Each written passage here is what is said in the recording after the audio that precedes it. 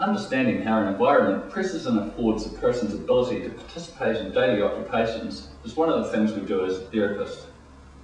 One of the ways in which we can adjust a physical environment is through modification. This video is going to look at the bathroom and the modifications that can be done to it to ensure that everyone can participate in daily activities.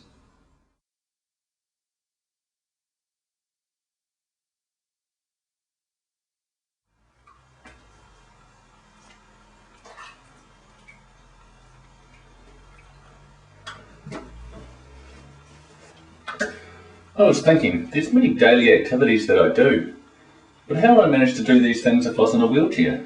Like, how would I do the simple thing of using the vanity unit to shave and clean my teeth?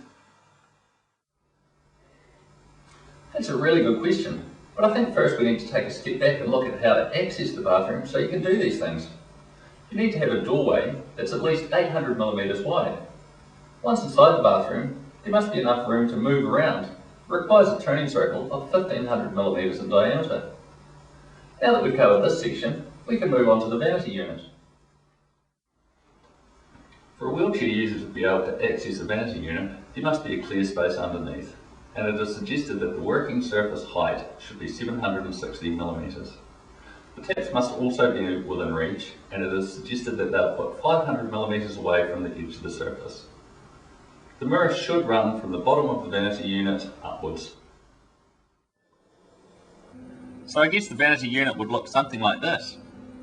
I should also think about insulating the bottom of the sink and the pipes, so individuals will not burn themselves.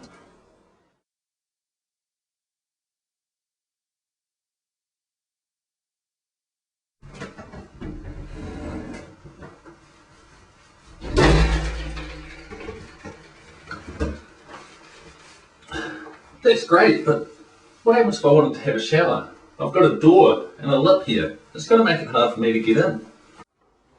Well, Paul, another great question. The easiest way is to have a wet area shower. This is a level access area with dimensions of 1200 millimeters by 760 millimeters. If you have a detachable shower rose, it will make it easier for the individual to clean themselves. Some sort of seating and handrails will also be required. I can see how a wet area shower makes access easier. Along with what you've already said though, I presume I would have to think about what positioning the shower mixer and the shower shelf were in.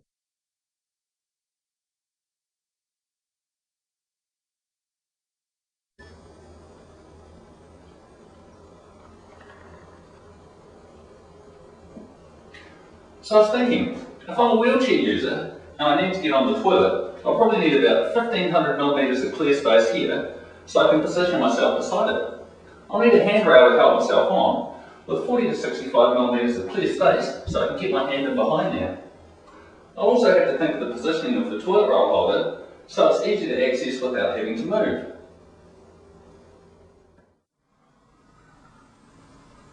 Throughout this process, I've learned how a modified environment can afford people the ability to participate in the occupations that they want to. The information that you've given me has been great, and I'd like to thank you very much for providing that for me. That's okay, it was my pleasure. I hope you follow up and find some more information in your own time. Don't worry, I will. I know we didn't cover all aspects of the bathroom, but I think it's a pretty good start. What made me interested in this area in the first place was the fact that I've seen layouts of shops and they're just not accessible for everyone. There might be steps up to the bathroom, or the aisles may not be wide enough to let wheelchair users through. I hope you've enjoyed watching this as much as I've enjoyed looking into it.